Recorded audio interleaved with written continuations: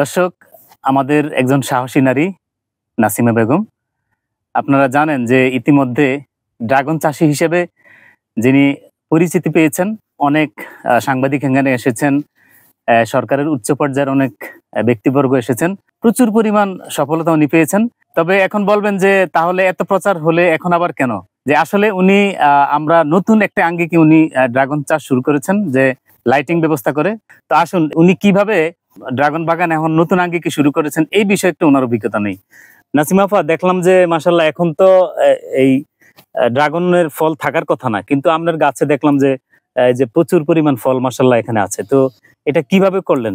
এটা অনেকদিন আমি তাই যা 19 সালে বাগান করছি। তো এই বাগান করার পরে মানে 4 বছর হয়েছে। আজ থেকে আরো 1-1.5 বছর আগের থেকে মানে চেষ্টা করতে আছি বা মনে মনে ভাবতে আছি কিভাবে এটার আরো একটু উন্নতিকরণ যায়। আচ্ছা। তো এই ভাবতে ভাবতে এরপরে পরে মাথাতে আইডিয়া এলো যে 12 মাসে কিভাবে ড্রাগন ফলটা আনন্দ যায়। তো এটা ভাবতে ভাইবা তনে আর মাথার মধ্যে আইডিয়া এলো যে চায়নার তারা 12 মাসে ড্রাগন ফল পাওয়া যায়, আমরা ভাবতাম না কেন। আচ্ছা। চায়না তাগর ওজন মাথা চাল, আমরারও তো মাথা দিছে, ভয় পাই। এখন এই মানে লাইটটা কখন চালু করেন? লাইটটা চালু করি সন্ধ্যা 6টা থেকে রাতে 8টা পর্যন্ত, আবার এই রাত্রে 4টা থেকে সকাল 6টা পর্যন্ত, মানে সূর্য ওঠার। কতটুকু জায়গাতে আপনি লাইটিং করছেন? আমি লাইটিং করছি 1 বিঘা।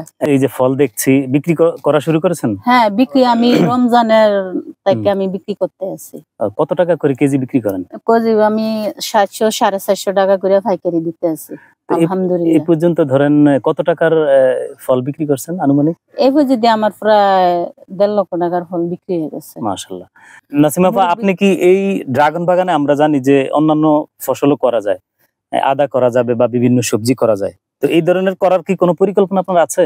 আমি এই ধরনের পরিকল্পনা আছে না বলে পুরাটাই আছে। বলে কিভাবে আছে, আমি এটার মধ্যে এই বাঁধাকপি করি, এরপরে পাতা ফুলকপি করি, এরপরে ধনিয়া করি, এরপরে আমার যে কোনো কিছু এটা মরিচ করি। তো আপনি কি মনে করেন যে মানে যারা এখনো যাদের খালি জায়গা পড়ে আছে, তাদের জন্য আপনার কি মেসেজ? তারা যদি এই আমার মতন এরকম একটা ঝুঁকি নেয়, তাহলে তাদের ফ্যামিলিটা অনেক হ্যাপি, ভালো চলবে। ধন্যবাদ আপনাকে নাসিমা আপা, আপনি আপনার এই সুন্দর কাজের জন্য।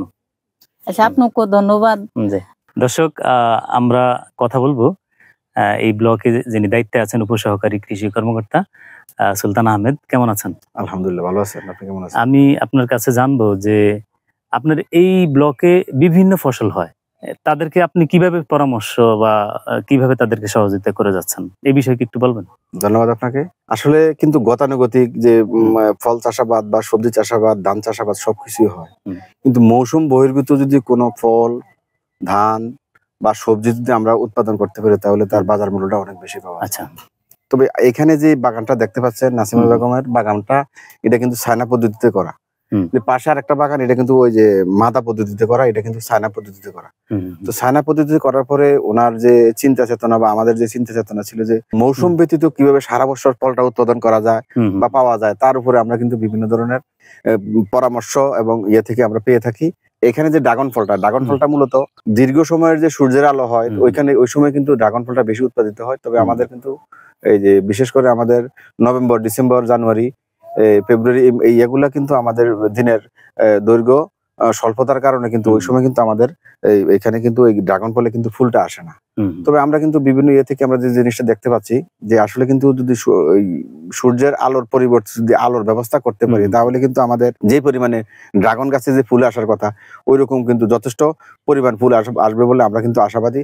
আমাদের কৃষি সম্প্রসারণ অধিদপ্তর এর বিষয় হচ্ছে ফসলের টেকসই ও লাভজনক উৎপাদন নিশ্চিত করা। তারই ধারাবাহিকতায় আমাদের চান্দিনা উপজেলায় প্রতি মাসে সপ্তাহের প্রথম এবং তৃতীয় সপ্তাহে আমরা উপসহকারী কৃষি কর্মকর্তাদের বিভিন্ন ফসলের উৎপাদন এবং প্রযুক্তি নিয়ে আমরা প্রশিক্ষণ দিয়ে থাকি, এবং তারা পরবর্তীতে মাঠ পর্যায়ে কৃষকদের গিয়ে ওই ধরনের ফসল উৎপাদনে তারা কৃষকদের প্রেরণা যোগায়। এরই ধারাবাহিকতায় আমাদের চান্দিনা উপজেলার যে কাদুটি ইউনিয়নে চাঁদসার গ্রামে আমাদের যে নাসিমা আক্তার একজন নারী উদ্যোক্তা, উনি ড্রাগন বাগান সৃষ্টি করেন এবং উনি ড্রাগন বাগান করে যথেষ্ট সফল। আমি আশা করি যে চান্দিনার অন্যান্য যে ড্রাগন চাষি আছে ওরা হচ্ছে এই ধরনের প্রযুক্তি গ্রহণ করবে।